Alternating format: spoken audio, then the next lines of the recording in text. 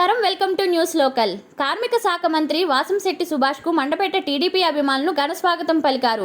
కోనసీమ ముఖద్వారం నుంచి మండపేట మీదుగా రామచంద్రపురం వెళ్తున్న ఆయన్ను అడుగడుగునా పూలాభిషేకంతో స్వాగతించారు. ఈ సందర్భంగా సుభాష్ ప్రజలకు అభివాదం చేస్తూ ముందుకు సాగారు. మార్గ మధ్యలో మండపేటకి చేరుకుని అభిమానులతో ముచ్చటించారు.